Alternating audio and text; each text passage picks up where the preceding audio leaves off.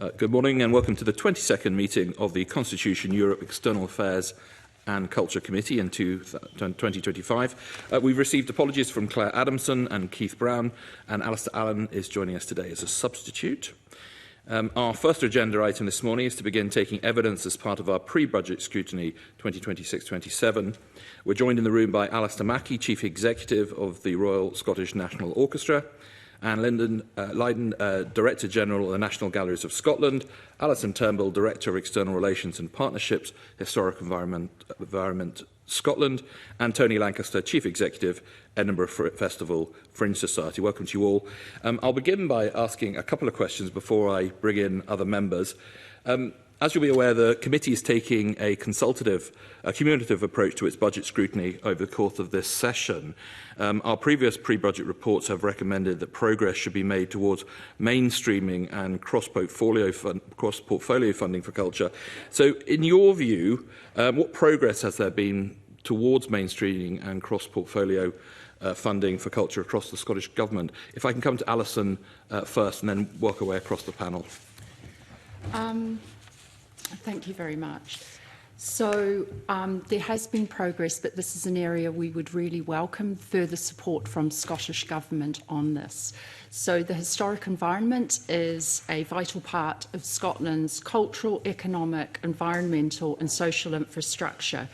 So mainstreaming is really important to recognise heritage and culture as part of the solution and not treated as an isolated issue. And it allows funding to be delivered more efficiently across portfolios. So we would really welcome a whole government approach where heritage is factored into regeneration, economic inclusion, jobs, education, housing, planning and skills. There have been some efforts in this area, but in order to realise the full value of the historic environment, more work is needed, and this would be a more effective use of public resources. So there is some at the moment, but you don't feel there's enough and there could be opportunities for more. Can you give us an example of where that is happening?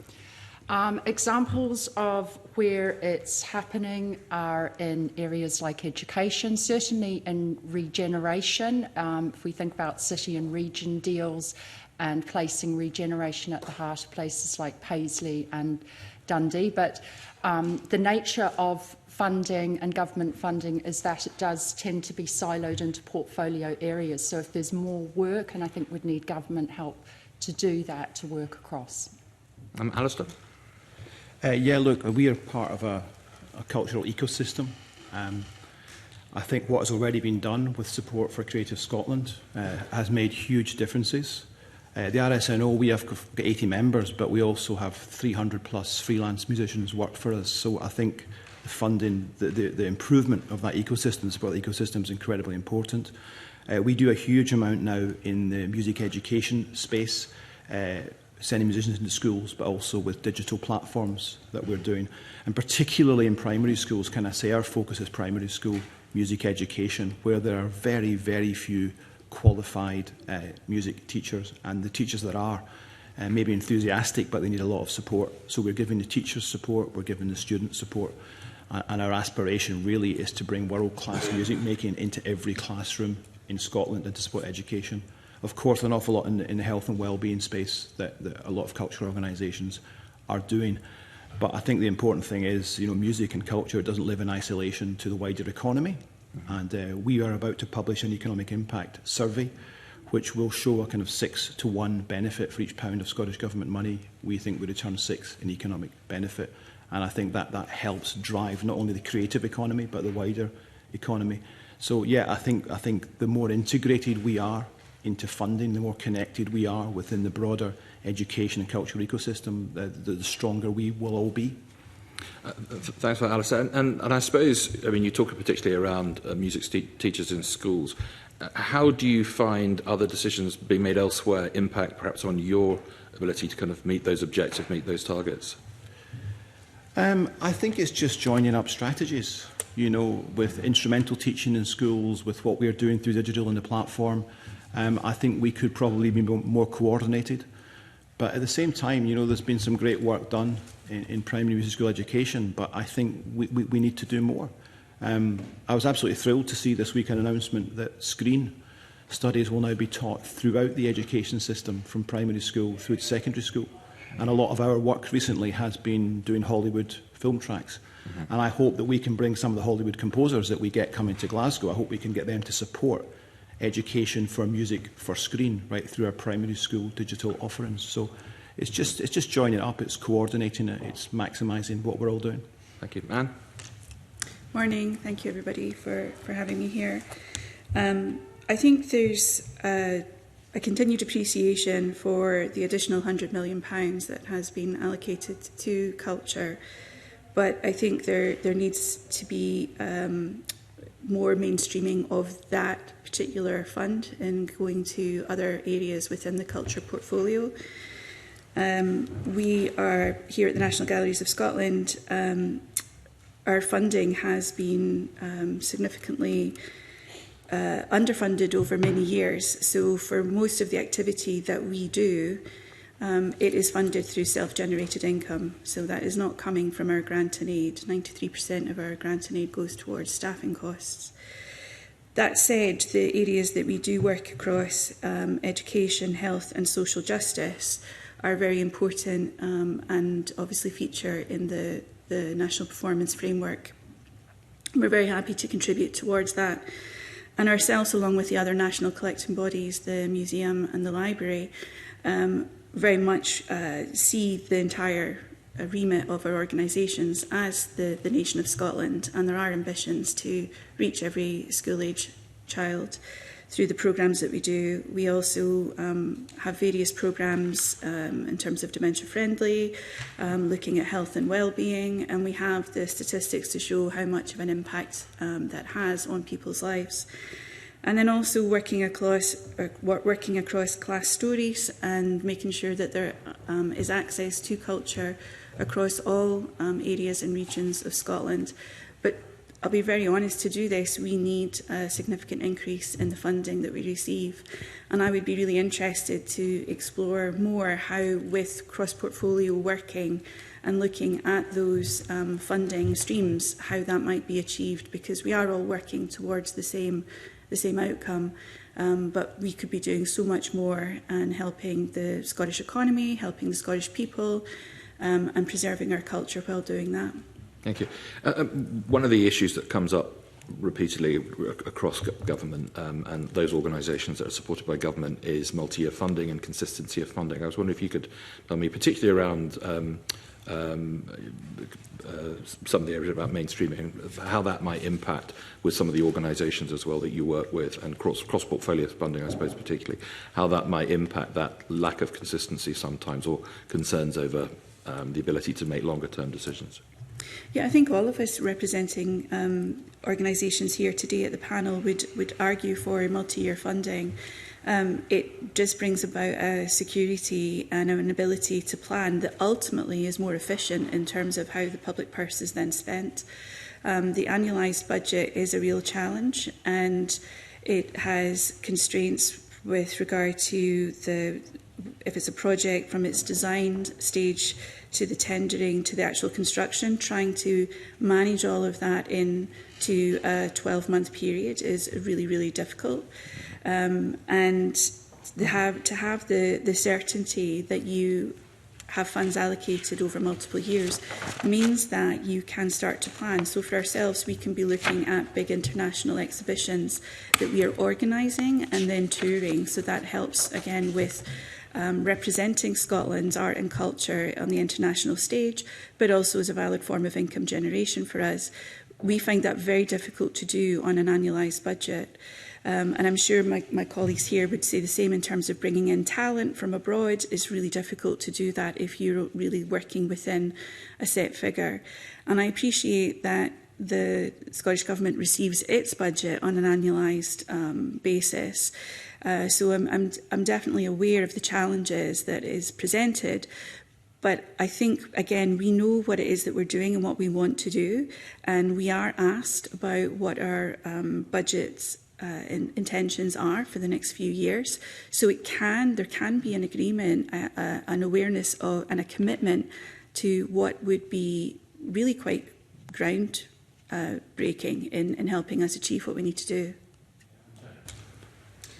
Thank you for the opportunity. I think just if I may start with where Anne left off, and just to echo the point about multi-year funding, I think it's absolutely true that exponentially multi-year funding is way more impactful than multiple single-year funding cycles.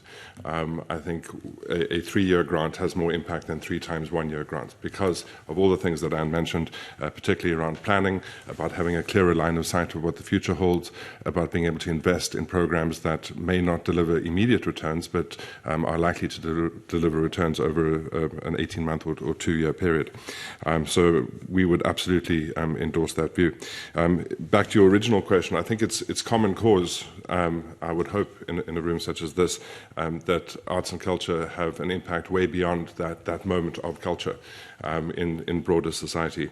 There's been certainly what we've witnessed, some progress in seeing a more joined-up layer of thinking. Recent comments by and engagements with both the First Minister and the Deputy First Minister have given us hope that there is more of this kind of thinking from government. We've seen progress in some areas around culture's role in tourism, international profile, placemaking. That is obvious and evident, perhaps less evident, and perhaps some of the areas that need some work are realizing the impact of culture on health and well-being, on place-based regeneration, on education, on employability, and those kinds of programs. And I think organizationally, we want to contribute to all that from our side. What we need from government side is a recognition that this does span multiple departments to break through the silo thinking, so that those things don't become just a byproduct, an incidental nice byproduct of what we do as the regular course of business, but become part of the reason we do business in the first place. And I think that kind of thinking is way more valuable. Thank you. I'll bring colleagues in after one more kind of question, actually, and it fits around the kind of funding aspect and about alternative funding models. Committees previously recommended that alternative funding models, such as percentage of the arts scheme, should be explored to support culture and heritage sector. Can you tell us a little bit about what those alternative models might look to? I know Historic Environment Scotland has adopted a new funding model with the annual reduction in government grant and aid traded for surplus commercial income being covered. So, as I say, if I start with Tony, if you could kind of give me an examples of where you see that maybe working, and then I'll bring Alistair Allen and other colleagues in after that. Sure. I think there's a couple of reasons, a couple of areas, and we did touch on some of these in our submission, but maybe just to tease out a couple of those. I think one of the projects that we've run pretty successfully as the Fringe Society is a fund called Keep It Fringe, which entailed a sizable contribution going into a centralised pot that we then manage and disperse to the people who need it most within the Fringe ecosystem, i.e. the artists. It's been discussed, and it's possibly going to be discussed here today, the expense of bringing a show to Edinburgh during the Fringe, and the often crippling and debilitating expenses that artists and venues face when they try and stage work here. So the Keep It Fringe Fund model that we established was a very light touch, easy to access, but yet high impact funding model where we acted as the disperser of funds to the Fringe community, taking away some of the complexity and some of the difficulties perhaps that government had in the past with funding, doing micro grants, if I could call it that, to a vast number of people, taking a lot of the bureaucracy out of it, a lot of the admin out of it, and just making it a very simple, streamlined process. It's been hugely successful over the years. So I guess what we would ask for is for government to recognise that within our organisations we have that capacity. We've got the case studies. We've tested these things. So that's a pivotal thing. I think it is also worth mentioning the TVL, which has been implemented, is in the process of being implemented, and the hope is that as an alternative funding model, what that'll do is it'll see some funds flow back into the sector, and it's coming from the people who benefit most from the activities of the sector. to a large extent, big festivals, and I speak on behalf of the Friends today, but I think it's true for most big festivals, too often we get taken for granted as being the fuel in the tank of the tourism economy. And while we're happy to play that role, we're only happy to play that role if we see some of the benefits of that tourism economy come back to benefit the participants in the event itself. And the TVL is one clear path that has been established, and we look forward to seeing the results of that going forward. Anne. Thank you. I would pick up from what Tony said. I think exploring more opportunities for microloan and repayable investment schemes where that really brings in much needed capital at an early stage for organisations is something that could be explored further, while still taking on board this idea of simplifying the process for those involved. I think, again, for the national collecting bodies, it would be really great if we had more of a flexible carryover of funds from one fiscal year to another. This would build resilience within the organisation, but also help us when it comes to some of these smaller challenges that could easily be sort of resolved. And also to have borrowing powers. And this would be akin to what our sister institutions down in England have. The national institutions in England do have that ability to build up reserves by carrying over funds from one year to another, and also being able to borrow. And that just means that it provides a little bit more security and certainty, particularly around unexpected occurrences, whether that's to do with your estate and you're having to deal with something. We all have ageing estates. The fabric of that is in dire need of attention. So that would be something to consider. Mm-hmm. I mean, I'm not sure of some of the examples down south, but have there been examples where borrowing has been overstretched, i.e. that there are bodies within the sector that have over borrowed and are in, and that's caused kind of ongoing problems? In England, are you referring to? I don't think they have borrowed and overstretched. I think, if anything, it has provided an ability to move forward with certain, whether it's to do with pay policy and their shortfalls, whether it's to do with increase in national insurance. Okay. It's things like that where there's just that cushion that allows for that resilience within the organisation. And then I would say, as we've sort of talked about already this morning, sort of strategic cross-sector partnerships, really thinking about what our outcomes are and how we can work together to achieve that across the sector, but also across portfolios. Those would be alternative funding models there to truly consider. We know that culture and art is preventative in terms of healthcare. We at the National Galleries of Scotland very much see art as a health behaviour, and it can increase lifespan, it can delay the onset of dementia and cognitive disabilities, and it overall improves one's well-being. So these are things that ultimately will stop any or delay costs to our vital national healthcare system. So I'd like to see more of that sort of exploration across those portfolios and looking at how we can work together. And then lastly, I would just say a kind of support of what has been termed back of house. So those are functions within our institutions that largely go unnoticed but are so fundamental to everything that we do. It's the cataloguing of our collections, it's the digitising of our collections, it's the proper storage of our collections, and that is essential in order for us to do everything else in terms of engaging with our audiences and preserving this legacy for future generations. Thank you. Alistair. Can I just talk about endowment funds? I think a real pillar of financial security in the future will be in cultural organisations building endowment funds, and any kind of matched funding for individuals that want to put money into an endowment fund, I think is worth considering. If you look at culture in the US, it has for generations been dependent on building endowment funds. My previous employment was in London in the Philharmonia Orchestra, and there was a time when the National Lottery through Arts Council England had matched funding for endowment. And in 1 year, we managed to generate an additional £1 million of support from our donors, which was match funded by Arts Council England and put into an endowment fund. So, I mean, we are incredibly fortunate at the RSNO in the generosity of our individual donors. But I think at points in people's lives, whether it is selling a company or selling a house or getting a bonus, there are moments when they have the capacity to give single larger gifts. And I think to be able to do that, not for revenue funding, for year-on-year funding, but to actually start building something for the long-term financial security of organisations, it's a kind of a new way almost. I know people have endowment funds. I don't think there's been enough focus on them in the UK.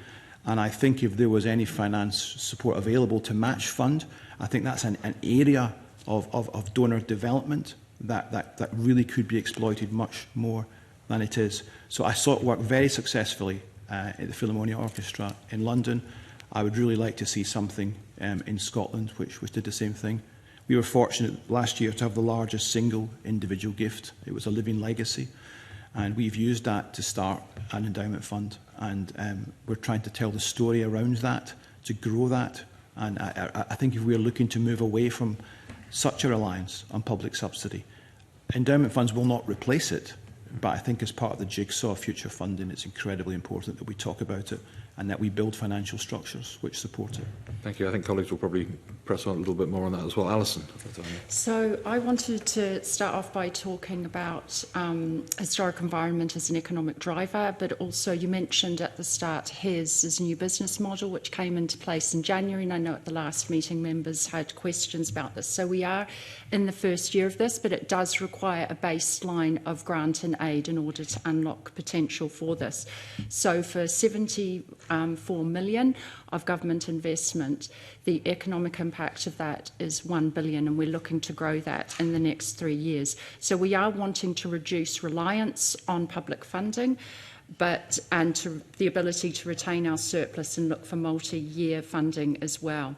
So this does require on us diversifying our income. Currently, 50% of our income is commercial. And we're looking to grow those sources by 6.5%, but also, like other colleagues, looking at philanthropy and fundraising. We are a charity as well, and thinking of the cross-organisation working here, we have been talking with the National Galleries about that. So we are wanting to increase funding from non-government sources by 20% in 2028, but we're also looking at reducing 3% of annual efficiency measures as well. So we are happy, as colleagues have said, we are part of a wider cultural ecosystem. We are happy to share learning with others, but we're conscious given our model, it mightn't work for everyone. But the last point I wanted to make was about the impact of the historic environment sector, which delivers 1.6 million billion to Scotland's economy, and that is partially made up through jobs and heritage tourism. Well, I'm sure a number of these issues that have been raised will be covered by colleagues, and I'll bring in Alistair Allen.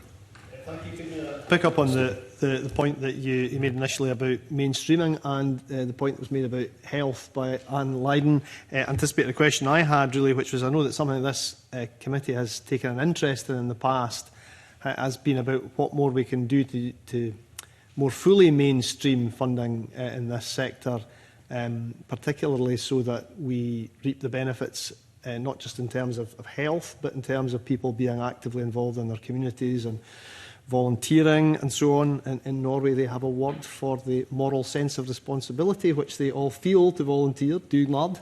I'm not sure we've quite reached that point in Scotland, but do the panel feel we're making progress in that direction in terms of other big public agencies? I'm going to specifically mention the NHS here, remembering culture in the way that they structure what they do. You're addressing that too. I'm addressing that to anyone who feels it's relevant, but it was first mentioned by Anne. Yeah. See, my light is on, Phil. Yeah. Happy to start off with that. Thank you for your question. This is something that we are incredibly committed to at the National Galleries of Scotland in terms of how we can affect positive change on the health and well-being of the population. And for us, that really is about providing those experiences and engagement with the art, with the collection. And one of our main drivers for that is the completion and delivery of the Artworks facility, which is to be located in North Edinburgh. And this is part of a regeneration project within an area of the city that has been historically underserved. So again, we know that by providing more access to the collection that ultimately belongs to the people of Scotland, that they can have positive outcomes on their health regarding that. But for that, we need the funding in order to complete it. We know that we will also be fundraising to help sort of complete that, but we do need the commitment from the government in order to follow through. And with that, then it's a sort of research and collections-based centre. We're partnering with other cultural organisations within the sector, so it'll really become quite a hub in terms of allowing people to engage with it, but also then acting as a distribution centre to be able to then send it out across the country. So to your point about, people want to and deserve to have that kind of access. It's not just about being able to come to Edinburgh to visit some of these particular sites, or even North Edinburgh. It's about the whole country that, again, as I said, the national collecting bodies take very seriously, whether that's the mobile library, whether it's the exchange and loans programme of the museums and galleries. So it's something that we've got, there's numerous evidence and research and statistics to prove that there is this positive impact. It would be good to move on the conversation from what started with the Healing Arts Conference that took place last year in Scotland. And this was really quite formidable in bringing together leaders from within the NHS and Public Health Scotland and around the various arts organisations of Scotland too. So I think there's been baby steps, but we need the support of government and the other public sector bodies to really help this achieve its impact. Yes, I'd like to come in on health and wellbeing as well. So we've done research studies showing 86% of people report a wellbeing and benefit from engaging with heritage. I know probably many in all of your constituencies as well. So you asked specifically about the NHS. I can come back to you with detail on that because I know that some colleagues in my team have been engaging with the NHS, but I think volunteering is another really key opportunity, and there's a very high level of heritage-related volunteering across Scotland. And one other thing I wanted to mention was social prescribing. So at HIS, we also have a pilot, and I can come back to you on that as well. But I think across the heritage and culture sector, there are also really good social prescribing models. So thank you. Awesome. I think the benefit of culture for health and well-being that's been proven time and time again. I don't think we should discuss it. It's out there. The financial benefits, of preventative spend. Can I just make 2 points? The first thing is, which I'm going to have to say, is we get more or less the same funding as we did in 2008-9, along with the other national companies, and yet all the opportunities that are now presenting themselves to do more in the health and well-being space. It does take resources, it does take income. So we are doing more and more important work for the same funding as we had in 2008-9, and we recognise the importance of it, and we are committed to it. We've been scaling up our community singing programmes. We know how good singing is for health and well-being, and this is community singing programmes, buggy choirs, workplace choirs, community choruses, Glasgow, Dundee. I'd love to scale that nationally. I would love to do that in every big town in Scotland. The other point I'd love to make is, as long as I have been in culture, no one from a health provider has ever come to me and said, would you do this for us? So cultural organisations are seeing opportunities and going to health and wellbeing providers. I would love to see it coming the other way. If somebody wants musicians or wants some singing programmes, I'd like them to come and ask me. And I think to do that, what has worked really well in NHS England is link workers, and link workers sit across culture and health and they look at opportunities and they bring people together. And I know NHS England scaled up the number of link workers they had. Initially it was 1,000 on a pilot basis. I think it's more than 4,000 now. And the decisions to do that are not so much based on outcomes, it's based on finance, it's based on economic benefit, which is clearly demonstrable. These positions pay for themselves in economic return from preventative medicine. So I do think we need more funding to do more, and I would love to see link workers connecting us all together a little bit better than is happening at the moment. Penny.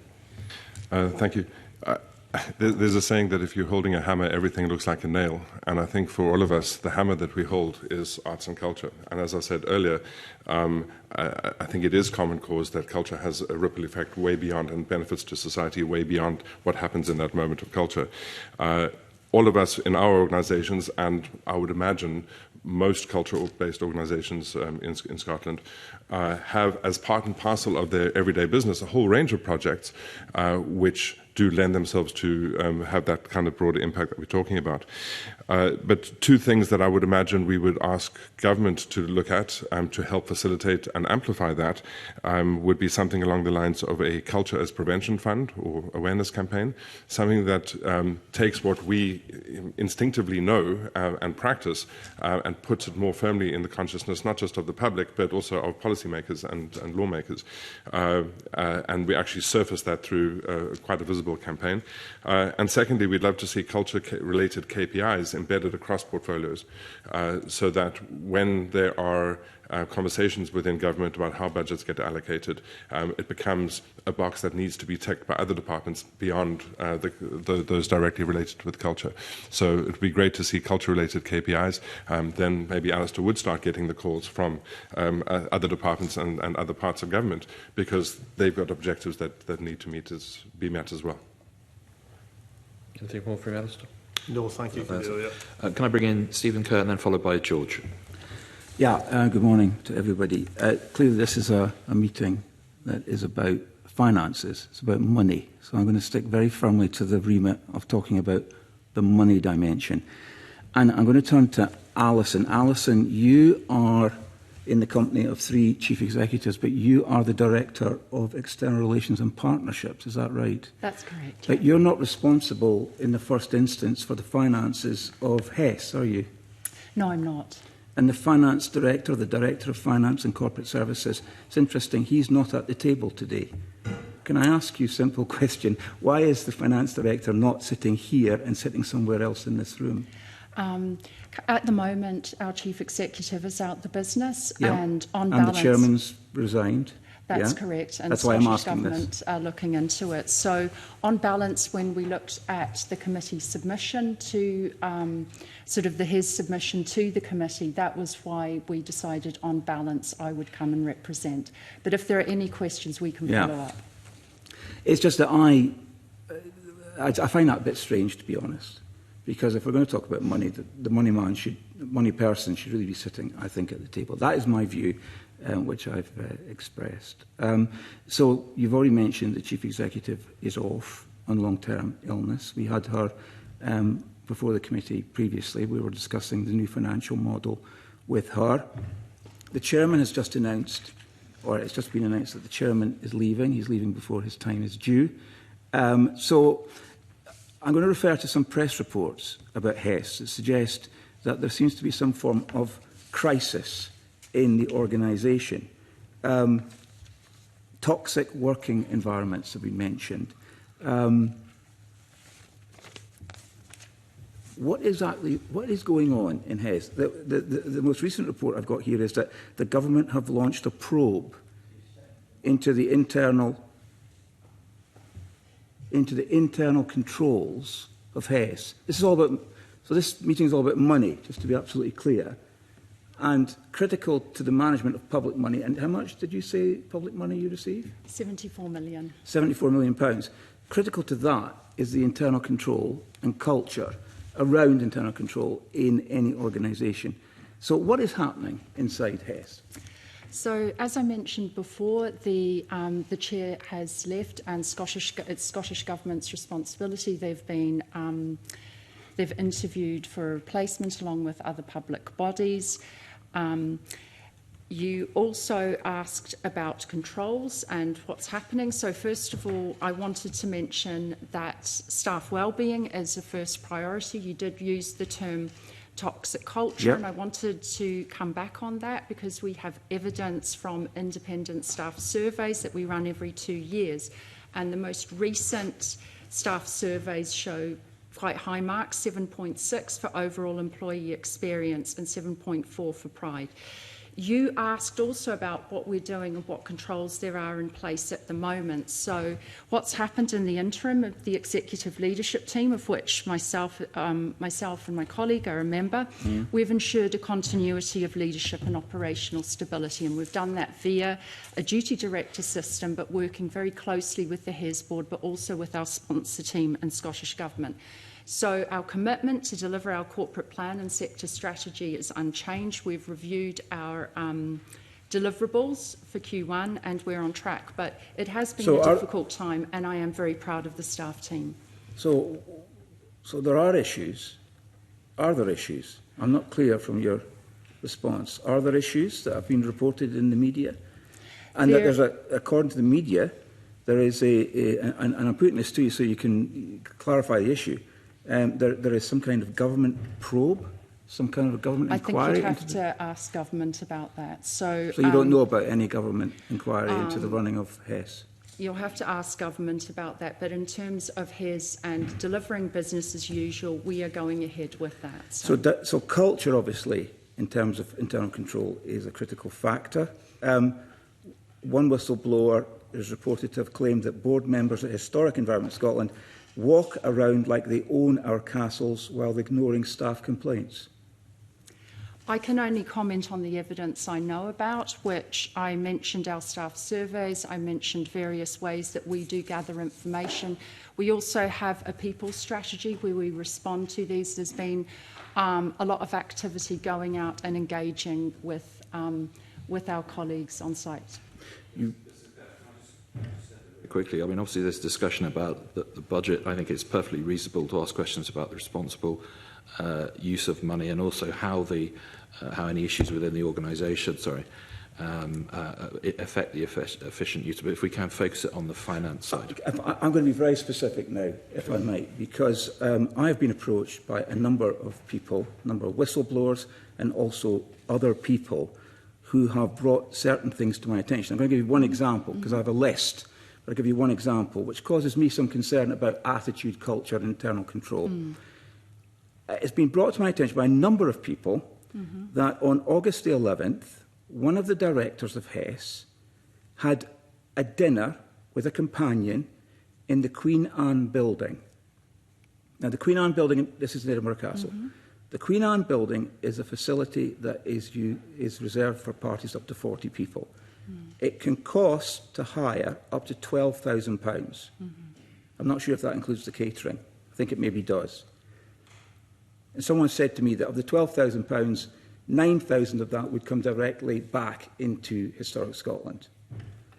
But two people, a director and a companion, dined in that space alone, which apparently, because this is why it's been brought to my attention, this is very, very irregular. Now, when I read reports that the directors have the attitude, and this is allegations, that they walk around like they own the castles, and then these people came to me and said, and it was over a period of time, and it's to do with the time of the tattoo, August the 11th, that a director and a companion ate alone in this room, which is a very prestigious room, very expensive room. I tell you, the alarm bells, you'll understand, ring. I mean, a director's treating this property as if it's their own. And I intend to do this, by the way, so I'm giving you advance notice. If I do an FOI to discover what the circumstances of this event were in the Queen Anne building, what will I discover? I think I might discover that they paid a token amount. Instead of £12,000, did they pay 50 quid, 100 quid, or maybe nothing at all? Can you understand why I'm concerned about internal control and the director's attitude towards managing the public finances when this sort of thing is brought to my attention? I'm not aware of the specific instance around this, so I don't know whether you're meaning the executive leadership team. Or the Well, board, a board director. Yeah. So all I can do is I can take it back and look into it and respond. And I think at this stage we've got. I don't know if you've got any specific questions around budget, but obviously this is an issue you can take further. Yeah, I mean, I'm raising this, convener, in order to highlight the fact that £74 million of public money is given annually to HES, and there seems to be a collection of evidences that all add up to something not being right in Historic Environment Scotland. Something needs to be uncovered here, and I'm hoping that the Cabinet Secretary is involved in all of this, and I'm hoping he is looking very carefully at these reports that I am referring to. I do have other questions, but I recognise... Very briefly, because we are obviously tight on time. So. I would like to move on to talk about staff costs. And specifically, Anne, you've mentioned before when you've come to the committee about staff costs. Bring us up to speed on what the impact of increased staff costs is actually materially meant to you. Because when we last spoke, it was in advance, I think, of, for example, employer national insurance increases and the full implementation of the Fair Work requirements. What has been the impact to your budget because of that? Thank you for the question. As I think reported at the January Culture Committee, the costs of the 35-hour working week, national insurance, pay awards, effectively totalled 1.75 million additional costs. And that is something that we've had to take on board. With the budget we were allocated for this financial year, there was an increase of 9%, which totalled 1.75 million. So it's gone. So it's gone.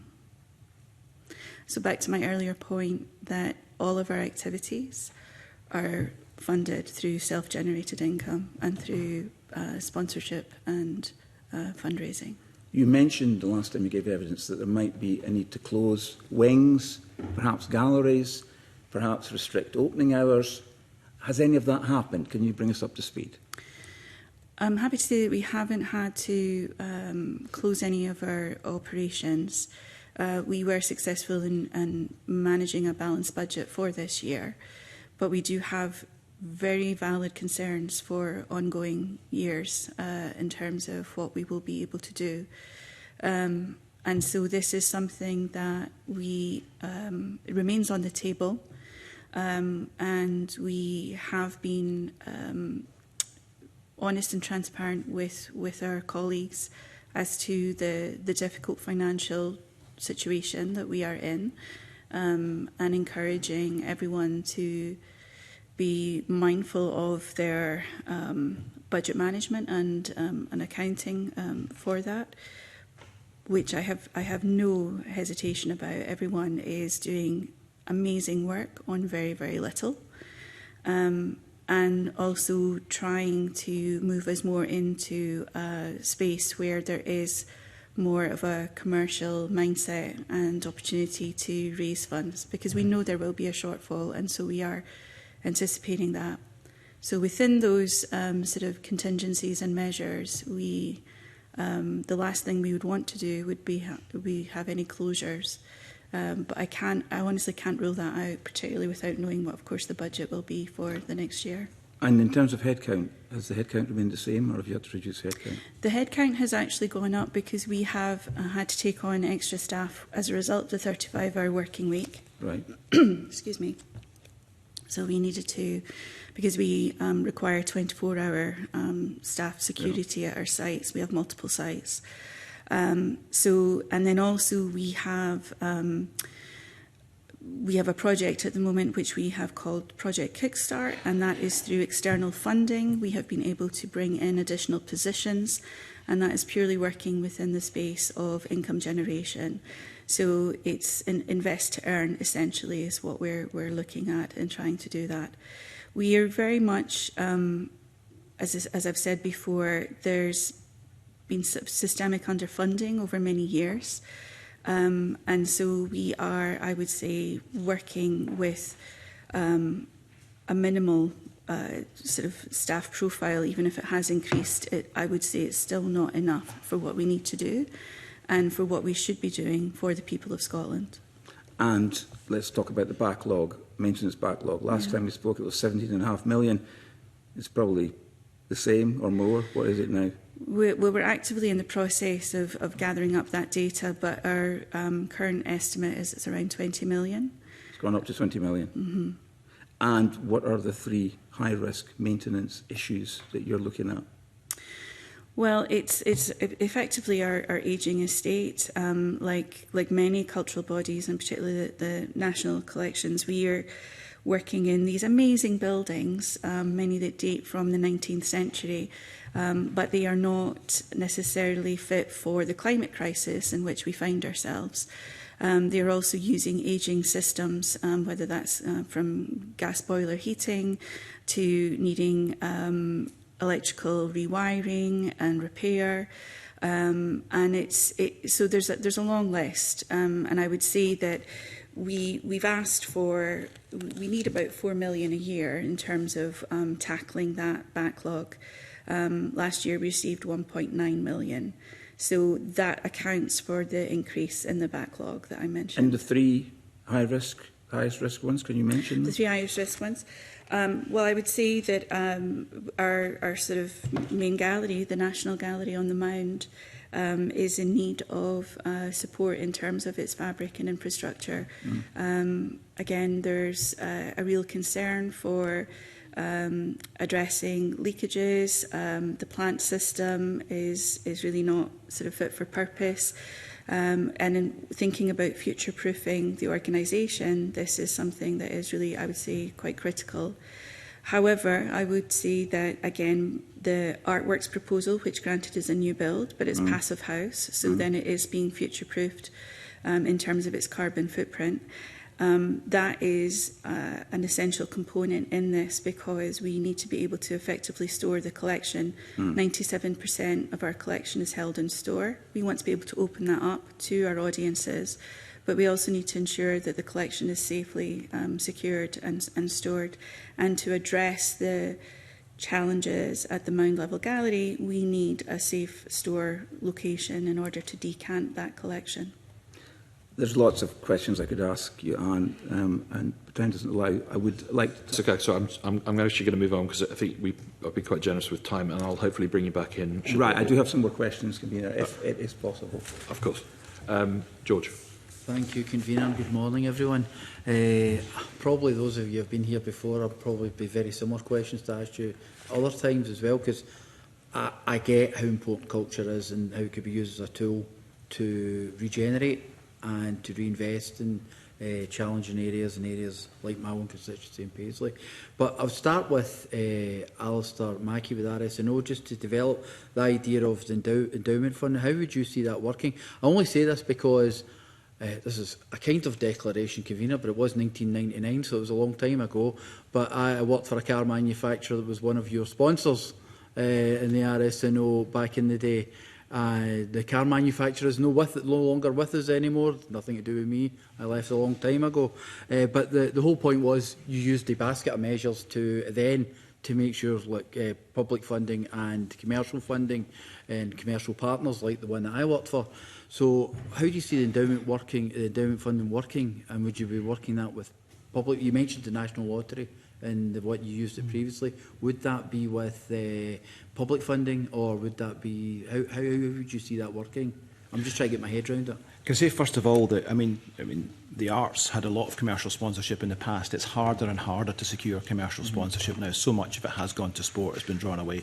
So thank you for your support in the past. But listen, you were very helpful, because I was able to take customers along to many of your shows as well. Well, yeah, that's great. I mean, and we still do that, but the funds that we raise from it are minimal in comparison to the past.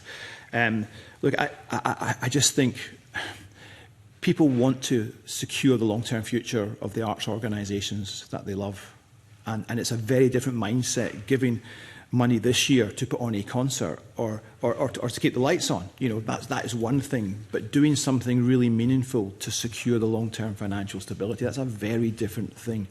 And I think you're unlikely to achieve really significant gifts for in-year revenue funding, whereas I do think there's opportunities in people's lives, as I said earlier, for life events.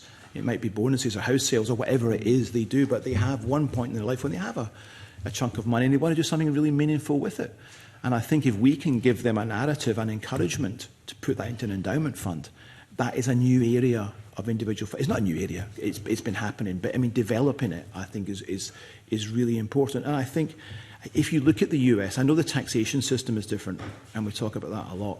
The taxation system in the US encourages that. I don't know if the money to encourage endowment giving here would be through the lottery or through Scottish Government or through a combination of means. But I do think if there was some match funding for endowment funds, and just to be clear, the endowment fund that we are now setting up on the back of an individual gift, there will be restrictions as to how much we can draw down, no more than 10% capital plus interest in any given year. So that's not going to be raided, to cover an in-year deficit. That is going to be for long-term support of the organisation. We can invest it well. We can grow that money. We can get that money to work. So for all sorts of reasons, narrative and other things, I just think it's something we should be focusing on more, building structures that support it and encourage it a little bit more than we do at the moment. Okay, that's interesting. And this is more for everyone. We talked about and we talk about this every year, the cross-portfolio kind of working and what you as organisations can deliver to much of what the Scottish Government is wanting to achieve. And I'm just looking for, I use it for my personal example. You'll all be aware that Paisley in particular has used cultural regeneration as a major tool. Council's invested in the museum, the library in the town centre and Paisley Town Hall. So effectively they bookend the high street. So it's about reinventing the high street, making it fit for the 21st century and using culture as that key, getting that footfall back in the town centre. It'd be nice if our SNO made a wee visit. And we've been in Paisley Abbey this year. Well, nobody told me, and I live across the road. I'm sorry about that. I'll make sure we tell you next time. But it's but these kind of things, because it creates a footfall, helps with the restaurants, helps with the nightlife as well. So the whole idea would be that what are you doing in the cross portfolio? Give me examples that the government, because you know how governments work in data. So if you've got the data to prove to me that you're doing work in this portfolio or that, then that gives us the arguments to be able to make the government to say, well, have you looked at doing these kind of working with them that way? Because I personally agree with the idea of looking at the culture cross-portfolio and say, what is the impact, how can they help, how can we make a difference? But we need the data, we need to follow the data. Anyone? Yeah, if I may respond, I think particularly looking at data which is the most readily available to us, and in 2022, Festivals Edinburgh, the umbrella body which looks after the 11 major festivals in Edinburgh, commissioned an economic impact study. One of the great ironies is that we don't have the funds to commission a new study, so we have to rely on the 2022 figures. But in that year, the net expenditure in the city of Edinburgh was 169 million, and half of that went on accommodation, and about 25% of that went on food and drink. So 76% of the net expenditure in the city in the course of the year, as a result largely of the activity of the festivals, went straight to the tourism and hospitality sector. So in terms of data, looking at that, the follow-on question can be how can we use that data, how can we use that reality to ensure that the bedrock of activities that attract those people to the city and encourage that spend are supported on an ongoing basis. And the TBL that I referenced earlier is one such mechanism, and it would be great if there were other creative ways of doing something similar. But the data exists of the economic impact, particularly in travel and tourism and hospitality. It's less easy to get quantitative data around health and education, but it shouldn't be beyond us to start harvesting some of that data and trying to draw a very solid line between the benefits, particularly in health and well-being, of culture. And one can do so purely on the basis of case studies and examples of where it has been a success in the past, because that will allow us to begin to make the case to other departments for culture to be front and centre of their activities and budget planning as well. So, sorry. So I can provide you with more sort of detail after the meeting, but to give you some sense, National Galleries of Scotland have been working directly with the NHS, and in particular the Sick Children's Hospital and CAMHS here in the city, and we provide a service of sort of art and creative workshops ahead of appointments and critical operations that are required. And we have the data that shows that it actually helps calm the patients and helps prepare them for whatever treatment they are facing. And this is then benefited not just the patient themselves and their family, but also the surgical staff, the medical staff as well. So that's just one programme that we do. We've also, in the last year, conducted audience surveys, which we do every year, and we've reported in consistent mid-80% of visitors are consistently saying it improves their well-being by visiting. But this year we actually drilled down, and we're looking at aspects of neurodivergence, anxiety, depression, and what the impact of a visit to the galleries or an engagement with art had on those individuals. And as I say, I'll be happy to furnish the committee with that detail afterwards, because it's really, suffice it to say, it's a positive impact right across the board. And I've already spoken about the historic environment as an economic driver to Scotland's economy in terms of jobs and heritage tourism. With your specific question around planning regeneration place, I can provide more evidence and data around that, but HES have supported townscape heritage projects which have brought vacant buildings back into life and back into use, and that supports local businesses and communities. But I wanted to, at this point to raise a point around skills as well, because heritage skills are essential for net zero in construction, and thinking of employment, we need about 10,000 new jobs in the next decade to care for historic environment, or for Scotland's historic buildings. So if we think of areas like youth employment and pathways into employment, I was recently involved in interviews for our Young Apprentice of the Year, and the different pathways from people leaving uni or going in straight from school. I think for future generations that's a really important element as well, and we can provide facts on that. And the skills that you can actually offer in that scenario is quite impressive, because again, Paisley centric, but we have more historic buildings out with Edinburgh than anywhere else in Scotland. So you know, that kind of skill set is very much needed in some of the parts of Scotland. Well, if we think about not only homes but also offices as well, there's a very high number which are pre-1919 as well, and that also promotes green jobs as well. So. Being Patrick in, I've just got a couple of very quick supplementaries, both one from myself, one from Alice Ireland. Just to Alistair, I was just wondering what kind of level, what size of endowment you foresee or envisage or you think is achievable? I would like to set an initial target of 10 million for the RSNO. The Philharmonia in London, we got to 6 million in a relatively short space of time.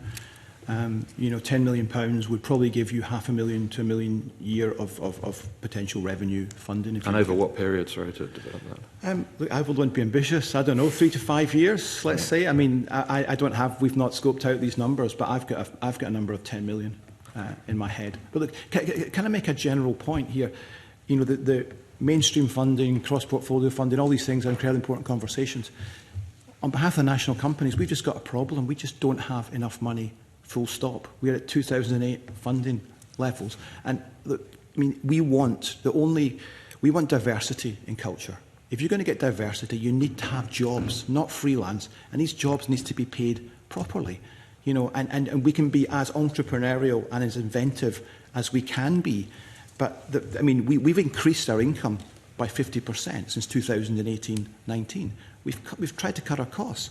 But, you know, we're at the end of the road with that. You're not going to accept 100 grand of student debt, which is what you will acquire for 6 years of higher education training to become a musician. You're not going to get 100 grand of debt to earn £34,000 unless you come from a financially secure background. That's not advancing diversity. And I was hoping you were going to ask me questions about money, because I think money is... Well, we may get to that, but also we are conscious of time. So, yeah, I know. So if I can bring in Alistair Allen for a brief supplementary. Yes, it's brief, thanks to Convener. It was just to pick up on what Tony, you were saying there about the economic and tourism benefit of arts events, and I hasten to add, I do not believe that to be the only benefit which culture provides. But also picking up on what Anne, you were saying there about 97% of collection being not on display, and I offer no criticism of that, because I understand that's how museums and galleries have to work. I was just curious to know whether you feel the finance and the financial or the budgeting climate under which you all operate promotes loans of whether it's art or whether it's objects in museum collections on loan around the country, on tour around the country, in a way that brings cultural benefits and that economic benefit that you described to other bits of the country. So we, again, as I've sort of mentioned, as a national collecting body, our remit is the entire nation of Scotland.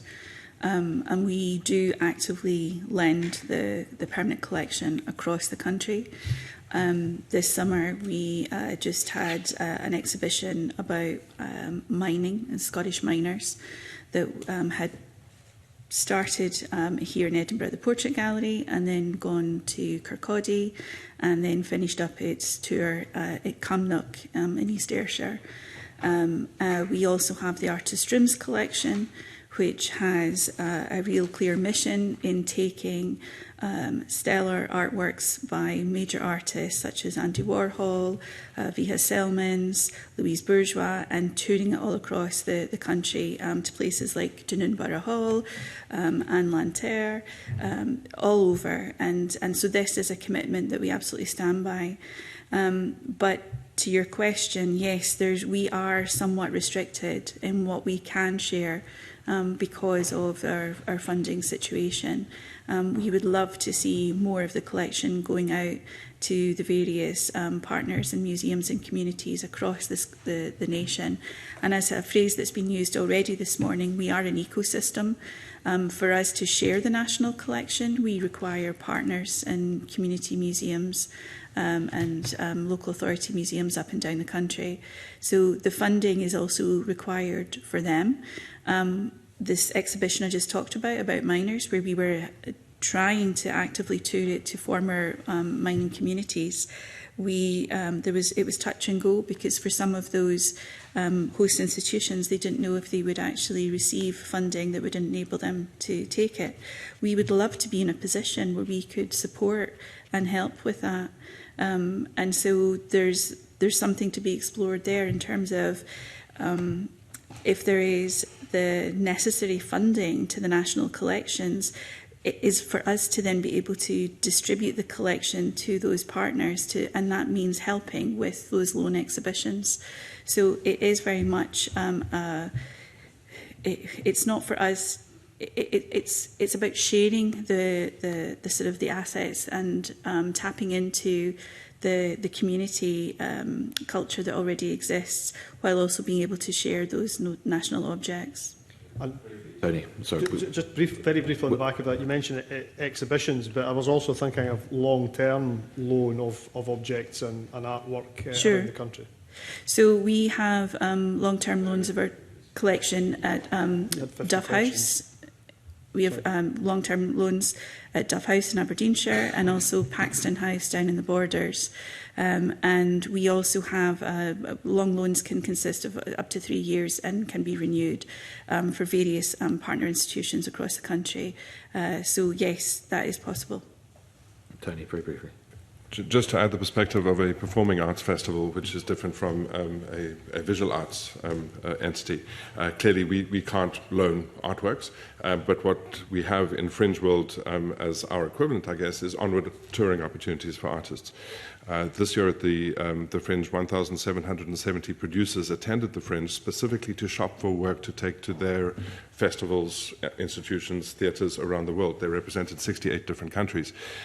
That's a massive economic benefit and social benefit to the participants in the Fringe. It's one of the things that makes the Edinburgh Fringe unique globally, the scale of the shopping ground. There are legions of stories of artists who have brought their work to Edinburgh and then gone on and used Edinburgh as a stepping stone to go on to bigger things in their careers. So I think that global arts marketplace and the fact that it's here rooted in Edinburgh is hugely significant. But just to echo what's already been said today, the risk of the lack of multi-year funding, the risk of not having that clear line of sight of what our future holds in terms of funding, puts things like that, which for us is business as usual, but for the world is one of the things that makes the event special. The risk is that that gradually starts to wither and other festivals around the world can elbow their way into that space. So it goes back to the narrative of let's protect the core asset that we have before we start thinking about big, new, bright, shiny things, because the asset we have is pretty significant in its own right. Thank you. Patrick. Thank you, Convener. Good morning to the witnesses.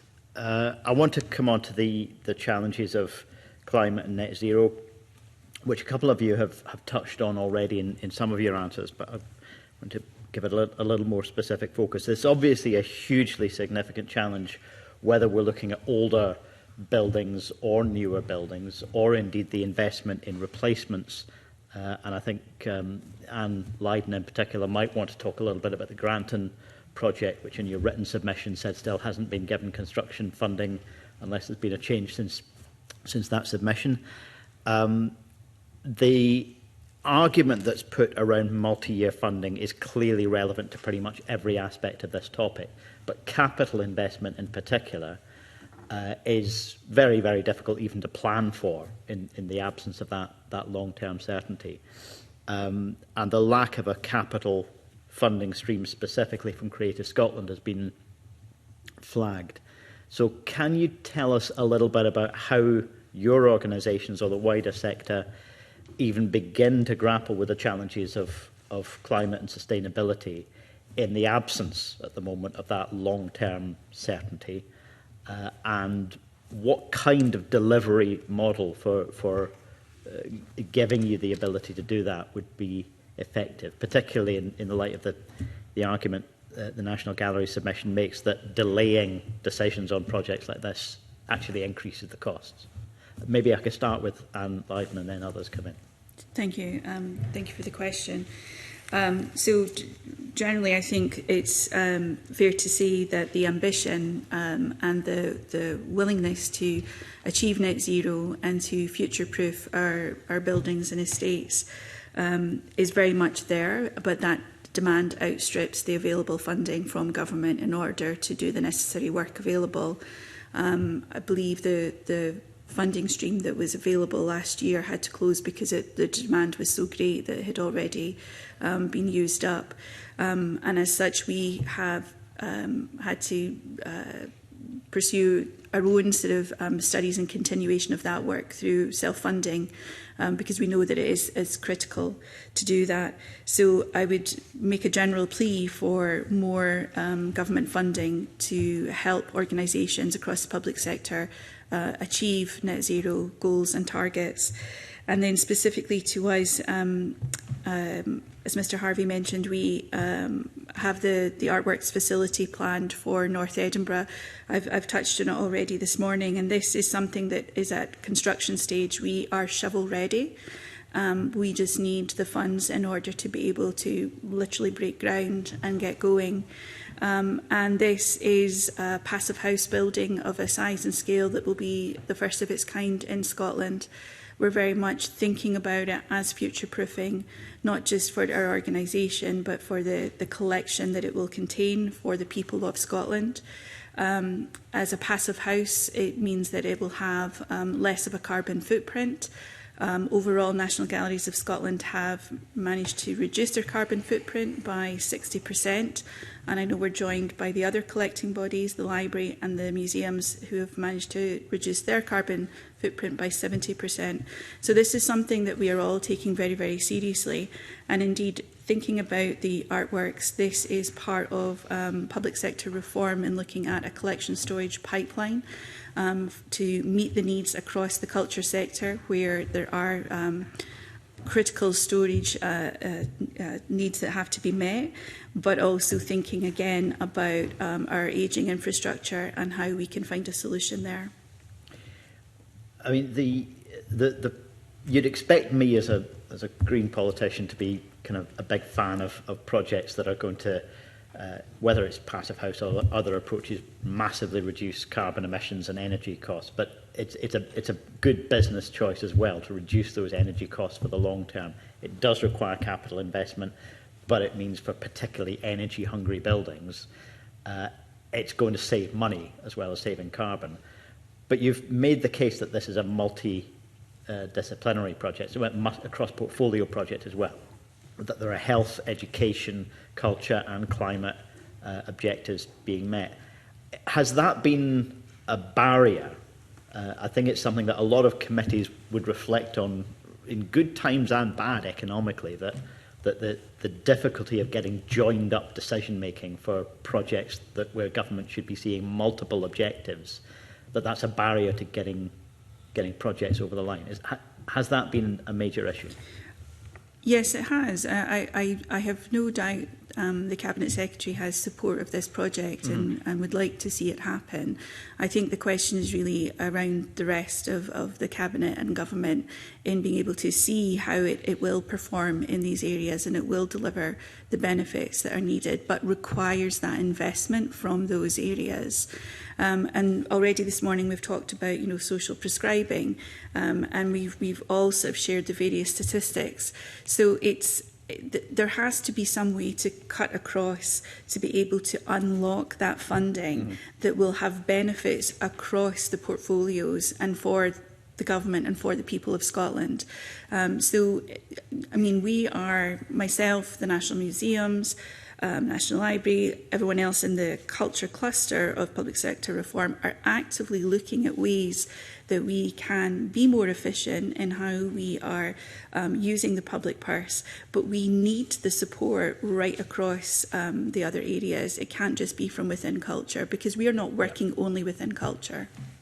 Could the other witnesses perhaps add anything to either how your organisations and the sector are dealing with the net zero challenge now, or what needs to change to enable you to do it better? Can I talk about the screen sector, which is doing so well in Scotland? And can I highlight something which I think is a really good initiative within Screen Scotland, which is a post fund, which they've just created in April this year. Now, we did two major productions. If you look, the two films coming out, one is called Nuremberg with Russell Crowe, one is called Now You See Me, Now You Don't, big international release. Both substantial contracts for RSNO with the music. Not a single person left LA to do all the music. We installed the technology in the control room in Glasgow that we can link up around the world with composers, with supervisors, with film directors. So that is, I think, as Scotland progresses its ambitions in film, to look at the end of filmmaking, the post-production side, which this post-fund is now encouraging, is an incredibly important evolution. Location shooting means bringing trucks and people, hundreds of people around the world to shoot in Scotland. I hope that doesn't stop, by the way, because it's a great place to make films, Scotland. But I think growth of the post-production facilities in Scotland, there's great skills here, not just in music, special effects. Halo Entertainment have relocated from LA to Glasgow. It's great to see that. The more encouragement at that end, that is really, that's I mean, you know, it's a huge thing, and it doesn't involve people flying around the world if you get the tech right. So capital investment in tech financial stimulants for the post-production side of filmmaking, I think is a really good initiative for Scotland to pursue. I think I feel a local visit in Glasgow coming on. Please come. You're very welcome. I think Alison Turnbull wants to... Yes, I'd like to come in on that. So HES has a climate action plan, but we've also got a sector strategy, and they're aligned to Scottish Government targets. We're committed to reducing our greenhouse gas emissions by 33.6% by 2028, but Scotland can't meet its net zero targets without tackling its historic buildings, and we estimate that 80% of buildings that will be in use in 2025 are still standing today. So with sustained capital investment and skills support, heritage can be an enabler for Scotland's just transition. In terms of us as an organisation, we've invested in energy efficient measures across our sites. We've piloted solar panels at Edinburgh Castle, and we're embedding climate action into our operations. Also, we're going to launch a retrofit centre to support the adaptation of traditional buildings, and that will be supporting the wider sector. So I think our wider sector role is about training, advice and guidance. So retrofit creates green jobs, but it's also really essential for housing stock as well. And if we think of investment in retrofit, it connects to skills, supply chains as well. So I think the sector's ready, but it's about putting the enabling conditions in place for the cross-government approach. Final question on this theme, and I'll put it to Tony Lancaster because I think it's perhaps more relevant to the fringe and to other aspects of performance arts. The challenges around getting an approach to the circular economy, to achieving sustainability by using, reusing again, rather than so many productions have a really, really bad track record of just buying new, throwing away, buying new, throwing away, buying new, throwing away. That, whether it's stage, whether it's screen, a huge amount of the creative sector could do a great deal better in embedding circular economy approaches. I recently met with a project called Reset Scenery, who are doing their best to try and get the reuse of materials throughout the sector, but that kind of activity is at a really, really low level. Is there any element of conditionality on culture funding at the moment, as there is in some other sectors of the economy, where if government is going to support something, it sets environmental standards and conditions and drives those up over time, so that something like the circular economy becomes the norm rather than the exception? Yeah, it's an interesting point. It's not directly relevant, I don't think, to much of the fringe world, because for most of us, for most of the productions that we stage, our set is a single person and a microphone. So I think the case you make is a very valid one. What we do see within the fringe economy is a lot of recycling of props, sets, costumes. That activity is very much evident in what the fringe does in fringe stages. But I think the point you make about larger scale productions is absolutely a true one. I can't think of anyone who works for a cultural institution who would walk away from the possibility of saving money by recycling set or props or costumes rather than throw them away. So I think the appetite would certainly be there from arts organisations. I can't speak for arts organisations that are not the fringe. I can only tell you what the fringe does, and we're happy to pass some of those learnings and skills on to some of our colleagues in other institutions if that becomes relevant. I think the broader point, and buildings have come up quite a lot in the conversation. A lot of you will know that the Fringe is moving to a new headquarters, which hopefully will be opening in the start of next year. And that is a building that is currently being refurbished, the funding for which has largely come from UK government.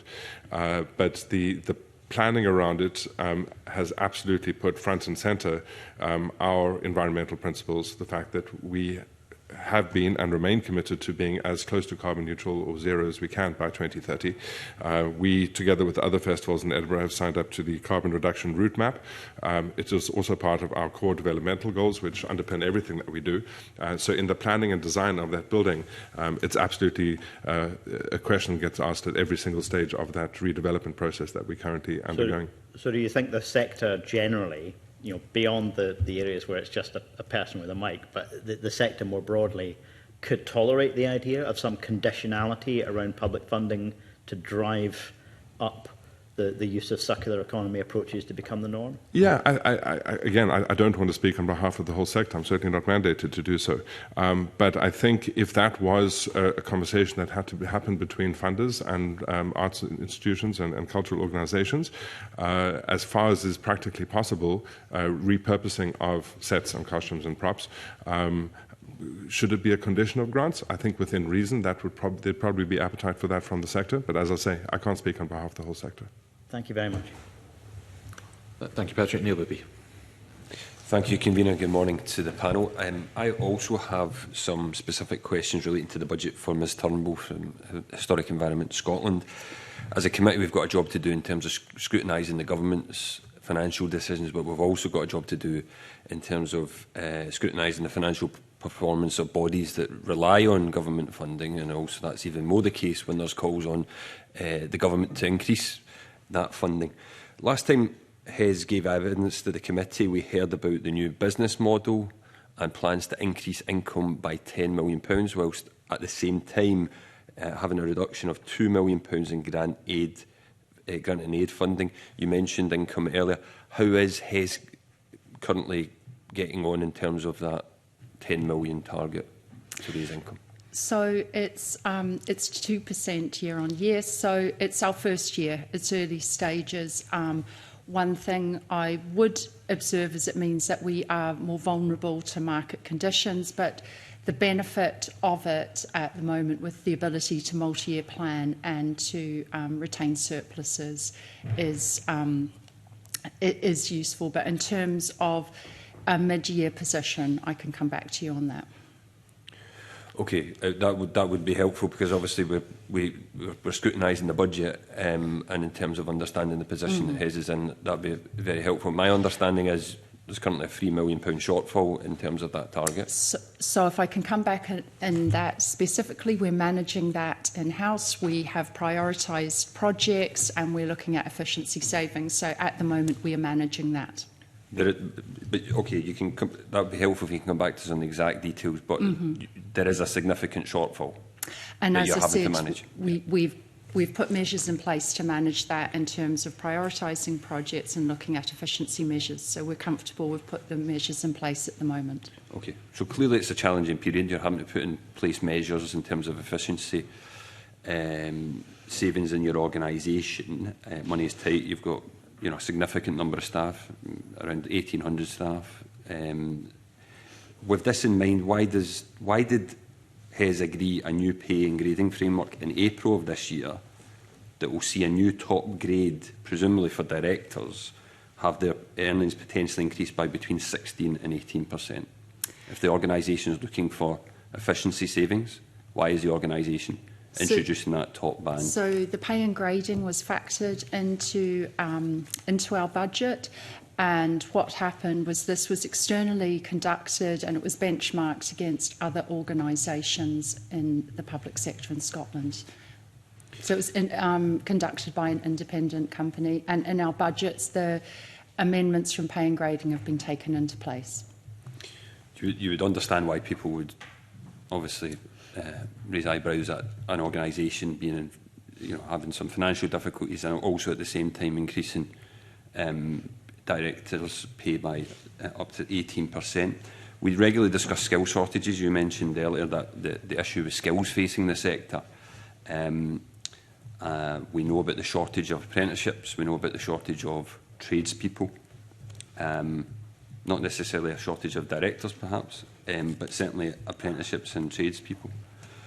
At the same time as hiking directors' pay between 16 and 18%, the level of increase for apprenticeships in the same pay and grading framework that's been agreed by your organisation was between 3.5% and 5.4%. So a significant difference there. And the level of skills trade, the level that skills trade people are at, increase was between 0 and 0.7%. Now, how is that fair in terms of, and in terms of the issues around culture earlier? Maybe that explains why there's some concerns within the organisation when the pay differentials are so significantly different. But to link back to the point about the budget, how does that tackle the skills shortage? when the organisation is focusing on increasing pay for those at the very top, but not as much for apprenticeships or skills tradesmen? So I'll come back to you with some specifics on the pay and grading framework, but it looks to resolve quite a few issues we had in terms of different allowances and supplements on that. So, and it was actually about fairer pay across the piece. The skills shortages I was talking about were also in and around the wider sector. So I don't have the figures to hand, but some of the increases you mentioned are not as great as they appear because there were additional allowances and supplements, but I'll come back to you on that. I think that would be very helpful. Lastly, in terms of pay and financial planning, I understand that in June 2024, HES budgeted for a 2% increase in pay, despite the Scottish Government setting out a public sector pay policy just 2 months before it, suggesting that the public sector planned for 3%. Is that correct? Is that your understanding? And what would that say about the financial planning of the organisation if it's not even adhering to Scottish Government pay policy? We do adhere to Scottish Government pay policy. I'm not aware of the instance you mentioned, and we'll come back on that. Okay. Thank you. Okay, thanks very much. Stephen Kerr, I think you wanted to come in further to your conversations and questions to Anne Lydon in terms of fabric of the buildings, etc. Yeah, I think, Convener, with the time limitation we've got, I think I owe it to Alistair Mackey to allow him to talk a bit about some of the issues relating to costs and budgeting, because I think he's got something to say and I'm really anxious to hear it. And I would also like to ask Tony, because he alluded to something in his initial statement about the costs that artists bear, and maybe he could address the issue of the concern that is expressed about freelancers and artists not getting a fair share in terms of public funding. You might want to address that if that's relevant to your... But I am keen to hear from Alistair about the challenges that he's facing in his organisation. Yeah, look, as I told you, we've managed to increase income significantly since 1819, and we haven't posted a deficit for a number of years, but the price of that has been a huge suppression of pay and conditions for our staff, for our musicians. The BBC made a commitment just 2 weeks ago that it wouldn't pay any musician less than 40,000. So the BBC Scottish Symphony Orchestra now starts at 41,000. Now, our starting salary is 34,800. We've pulled that up from 29,000 just 3 or 4 years ago. But I mean, I can't compete with an orchestra the other side of Glasgow. Never mind compete with orchestras down south or in London. And can I just say, I don't think Scotland's National Orchestra should be benchmarked to English regional orchestras. Our benchmark should be the London Symphony Orchestra. That's the level we should play to. You know, we should have international level culture in Scotland. I believe artistically we are there. We are winning incredible contracts for touring. We're winning contracts with Hollywood. We've set generationally high ticket sales for our season. Artistically, I think we're flying. That is not sustainable on the salaries that we pay. And I would argue we've been as entrepreneurial as we can be. We've been as inventive, capturing orchestra tax relief from Westminster. We've restructured in order to get more. We've done everything we can. We've squeezed every budget line. But the only way we can be fiscally responsible is by paying salaries that I think are way too low. When you benchmark that to instrumental teachers in Scottish schools, classroom teachers, any comparable profession, they don't take 6 years of training, by the way. You know, the pay in music in orchestras, in my orchestra, I'm sorry to say, I think is appallingly low. And I mean, we cannot be fiscally responsible and pay more. So I will argue the reason we can win a Hollywood contract is because we do have a world-class orchestra and a world-class facility. We have that because of Scottish Government support. I want to call it seed funding, because it is seed funding. It generates so much good work. But now I do feel I don't have any more tricks. I don't know how to earn more money now. If we can get more support through Scottish Government, we can multiply that. We can multiply the impact, the reach. We can elevate the orchestra, I believe, to a genuinely competitive international level alongside the London Symphony Orchestra. Without more support from Scottish Government, I don't think we can do that. I would argue in our track record that we've got a really fighting chance of delivering that with not much more funding, but it's crucial. What's the comparative in terms of public funding to the top-class orchestras in London, for example, that you want to see the RSNO set against? What's the I mean, comparison? look, the London first of all, London orchestras are in an incredibly privileged position. Yeah. I was in one myself for 23 years. They are basically self-employed. You know, I am fighting to keep employed status for our musicians. You won't bring the best to Scotland and keep the best in Scotland unless you offer a salary, not freelance work. London orchestras are allowed to operate a freelance model. You know, if I pay a musician £100, it costs me 120. London Symphony Orchestra pays a musician £100, it costs them £100. They're in the City of London. They get phenomenal financial support from the City of London alongside what they get from Arts Council England. Now, we used to get local authority funding. In 2008, we get 575,000 from local authorities. We've just lost 150,000 of Glasgow City Council grant. Our local authority funding is less than 10,000 now. And can I just give a shout out to Dundee, who still give us a little bit of money despite the enormous stresses that they have. And we're privileged to be able to go to Dundee. But, and then when you look at touring, you know, we want to tour. We've been incredibly successful. It costs so much more money to get an orchestra out of Scotland. Dynamic airfares. We have to leave a day earlier. London orchestras can just hop across on Eurostar. You know, so our costs are much higher. Our employment costs are so much higher. And the amount of money that we can generate, you know, in Scotland is so much less. And what does it say about the future status of the RSNO, the picture you're painting, in terms of the talent that is going to drift, presumably, across the city or even... It's inevitably going to drift. If you can earn 10,000 more by being an instrumental teacher in a school, or you can earn... I've just lost a member of staff last week to the Edinburgh International Festival. Getting paid 7,000 more for doing exactly the same job. I can't increase my staff pay that I'd want to. I can't pay the same as a BBC orchestra in Glasgow, never mind a BBC orchestra in London. Now, I believe the RSNO is artistically in great shape, and that's really important to our musicians, and I believe they'll stay because of that. But long term, you know, you've got to pay a mortgage. You know, money, I was glad you want to talk about money, because you can't avoid it. Well, that's what the whole point of this session is. It's supposed to be to talk about money. I do think I felt personally a pressure to be entrepreneurial and inventive and to try and, you know, square a circle. But, you know, we're at the end of the road. Without seed funding, there's a limit to what you can do. So, but the flip side of that is with an increase in funding, I think it's unbelievable what Scottish culture can do. And what do you mean when you talk about an increase in funding? You talk about the 2008. Nothing's changed in 2008. In terms of value, you're on the same as you were in 2008. What would it take? If you look at statutory accounts for 8-9, you'll see that the RSNO got just over 4 million from Scottish Government. Last year, this financial year, we get 4,150,000 plus. Oh, you mean in actual pounds? Cash terms? Yeah, cash terms. So it's complete. The value's completely been gutted from the. Yes, and local authority funding has virtually disappeared. So, I mean, and as I said, back in... And that's from 2008, so the number you quote 2008, 4 million, yeah, and it's still 4 million. It's a 4,150,000. Yeah. I mean, look at our statutory accounts. And you've had to absorb the costs of employing the musicians, let alone have to pay their wages. So you've got the NIC, the Employers' National Insurance contribution increase. You've got... And are you bound by the fair working requirements of the Scottish Government? Yeah, quite rightly. You know, I mean, I believe, look, I mean, I mentioned before, diversity. You know, we want a diverse cultural sector. And let's not kid ourselves. You know, you don't accumulate all that debt from education to earn poor salaries or to go into an incredibly insecure freelance profession.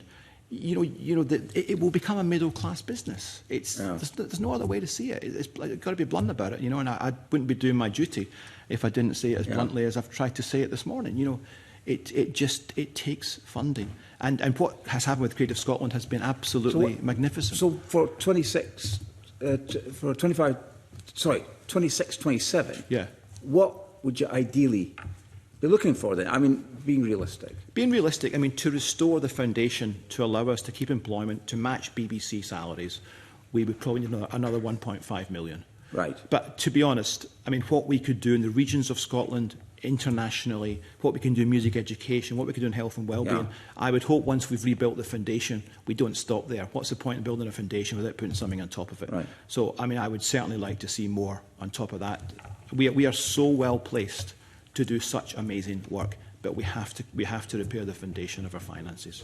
We've already started to overrun, so can I ask maybe Tony Lancaster? Yeah, to come in? it's a conversation, convener, that obviously we'd like to have had more of, because it's interesting to see the combination of entrepreneurship that has had to be applied with the RSNO and the fact that the level of funding is the same in actual pound notes than it was. I mean, I can send you the exact numbers. Yeah, but no, that's very helpful. Yes, Tony. Yeah, thank you. I think while we have a different business model underpinning the Fringe from other institutions, many of the dynamics and the pressures are the same. So of the 3,800 productions that come to the Fringe, I would imagine that the lion's share, 95% of them would consider themselves freelancers. But yet, in our model, they're the ones taking the risk.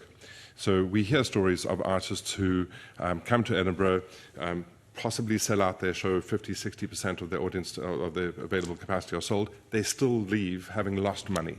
So not even achieving the national minimum wage, they're working at a loss. Now, there are other benefits for performing at the Fringe, as I alluded to earlier, the opportunity of getting scenes spotted, signed for some onward touring opportunities, but that doesn't take away the fact that they still have to have pretty deep pockets to subsidise their trip to Edinburgh, which I think, similar to what Alistair was saying, it could potentially result in the arts becoming, or the Fringe becoming, the place where middle and upper class performers feel at home. I think part of the solution has to be what I referenced earlier, which is the micro grant scheme, which gives some relief to artists performing. But at the moment, we're building a tourism economy on the back of those who are taking the risk to bring work to the Fringe. And those are the artists, they're the venues, and they're the producers. They're the ones putting up the cash, invariably running at a loss. But yet the tourism economy is benefiting in quite a significant way on their backs. So we would like to argue for a rebalancing of that. The Fringe Society's role is simply to sit in the middle and try and galvanise the conversation and pull the right levers at the right time. As an entity ourselves, we don't receive a huge amount of public funding at all. This year we received £300,000 directly from Scottish Government. It was earmarked for two very specific and very important projects. But it goes back to that argument about whether you call it, as Alistair did, the foundation, or as we call it, the core. If you're not investing in that, if you're not maintaining that, you're simply on a hiding to nothing. And you can't be expected to thrive and flourish and expand and innovate and grow and do all of those things that a responsible funder, such as Scottish Government, would expect the beneficiaries of the funding to So what's your be thinking specific about. ask?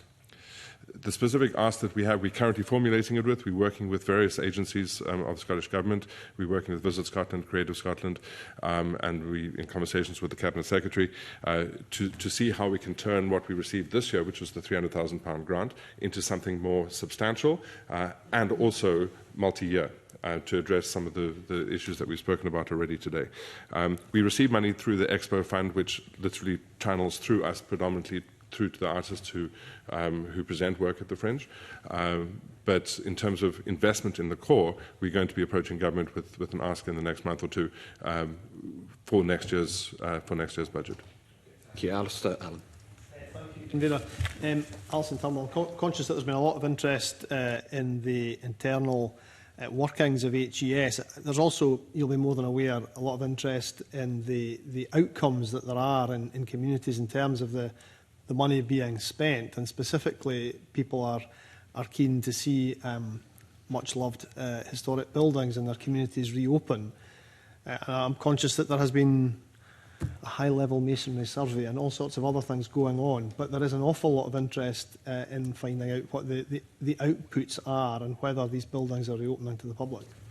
So I know that the committee have asked previously about the high-level masonry programme, and we started that in April 2022 to inspect sites with masonry above 1.5 metres, and it was a proactive response to climate-driven deterioration and safety risks. So now over 95% of our sites are accessible, so that's either full or partial. And the inspection programme is progressing well, and we hope to complete it by Easter 2026. So we actually were one of the first heritage bodies to see this as a challenge, and it will inevitably impact wider on the historic environment. So we're keen to share learning with others as well, but it was a safety decision first and foremost. I suppose what I'm driving at very briefly, Convener, is how many buildings that were open pre-pandemic are still to reopen? I'll come back to you with precise figures on that. So. Okay. Okay, I think that would be helpful if you could. I don't think there are any other questions, so that concludes questions for this morning. Thank you very much for the panel for coming, and a slight overrun, but I think we learned some interesting information today. So thank you again, and I now close this meeting.